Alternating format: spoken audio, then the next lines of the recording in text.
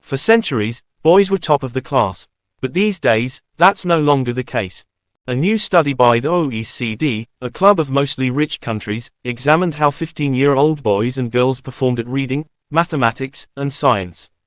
Boys still score somewhat better at maths, and in science the genders are roughly equal. But when it comes to the students who really struggle, the difference is stark. Boys are 50% more likely than girls to fall short of basic standards in all three areas. Researchers suggest that doing homework set by teachers is linked to better performance in maths, reading, and science. Boys, it appears, spend more of their free time in the virtual world. They're 17% more likely than girls to play collaborative online games than girls every day. They also use the internet more. Third, peer pressure plays a role.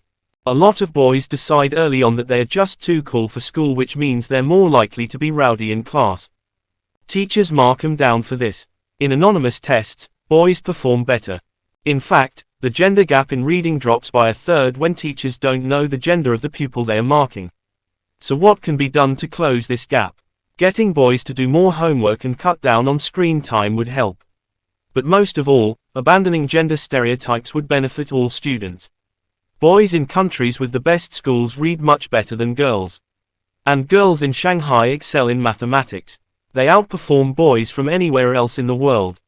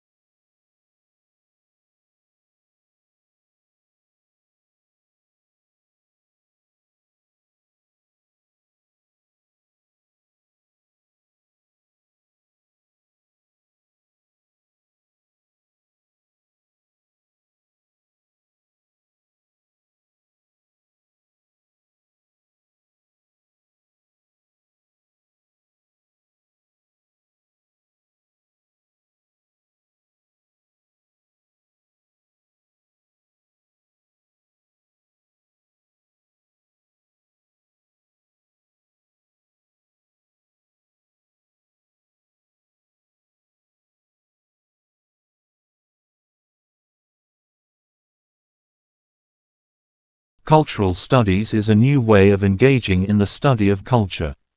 In the past, many academic subjects including anthropology, history, literary studies, human geography and sociology, have brought their own disciplinary concerns to the study of culture. However, in recent decades there has been a renewed interest in the study of culture that has crossed disciplinary boundaries. The resulting activity, cultural studies, has emerged as an intriguing and exciting area of intellectual inquiry that has already shed important new light on the character of human cultures and which promises to continue so to do. While there is little doubt that cultural studies is coming to be widely recognized as an important and distinctive field of study, it does seem to encompass a potentially enormous area. This is because the term, culture, has a complex history and range of usages, which have provided a legitimate focus of inquiry for several academic disciplines.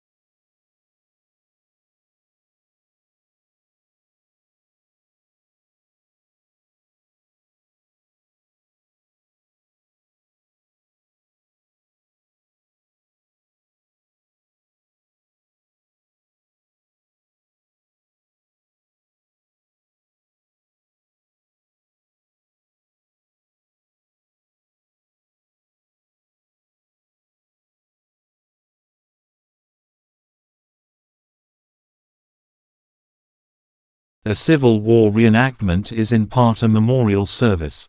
It is partly, too, a leisure activity. Furthermore, most reenactors assert an educational import to the performance, and to develop their roles many pursue archival research with a rare dedication.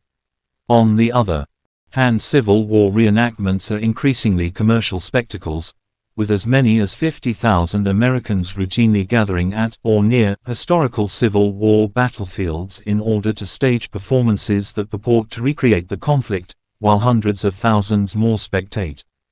I will show how theoretical issues of authenticity arise as practical problems in the Civil War reenactment community by presenting my own observations from the 2006 Gettysburg reenactment and by relying on a number of texts produced by participant observers.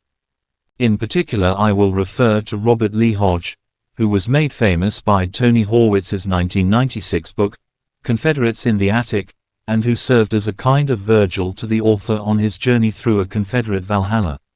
From these sources I will argue that, living history, performances require an interpretive apparatus that takes genuine history as its authority, while remaining external to both participants and tourists, who may well be unaware of how closely their own involvement approximates genuine historical events.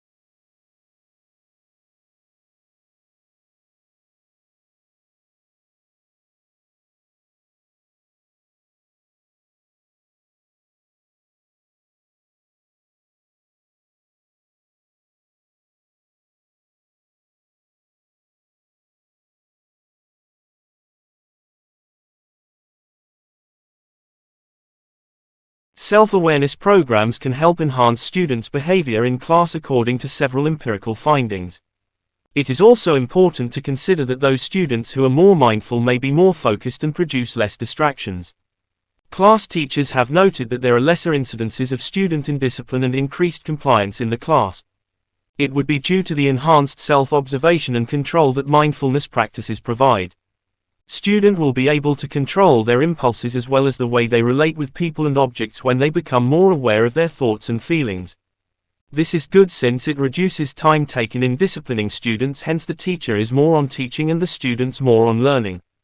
It should be noted that mindfulness interventions have been useful in academic achievement. Through its practice, mindfulness assists students in attention, memory, and executive functions since the practice is constant. Most of these cognitive enhancements are crucial in academic activities because they influence attention, intake of information, and reasoning of the learner. For instance, the exercises that demand the student's focus on a given activity for an extended period help in developing the strength to pay attention to tasks for long. With this improved focus, the students have the ability to excel in class practices and exams. In addition, the improvement of memory and its retrieval through the use of mindfulness practice assists students in retaining information and it improve on their performance.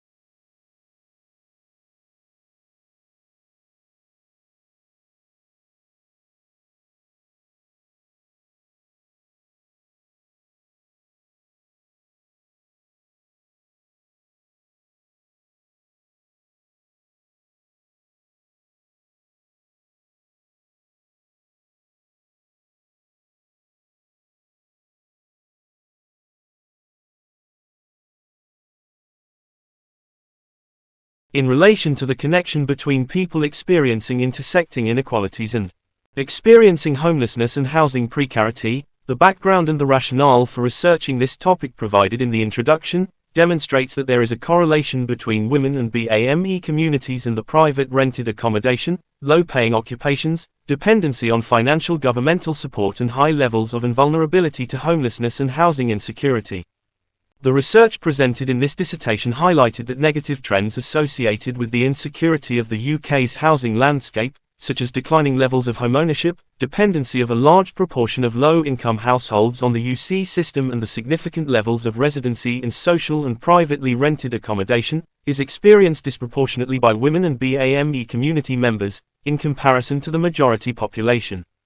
When addressing how homelessness and housing insecurity have been politically and theoretically viewed in the past and in the current climate, the literature reviewed highlighted that in the past, there was a tendency to believe that homelessness was a result of poor life choices of dysfunctional or deviant individuals, and this stigmatization is still present in the UK society.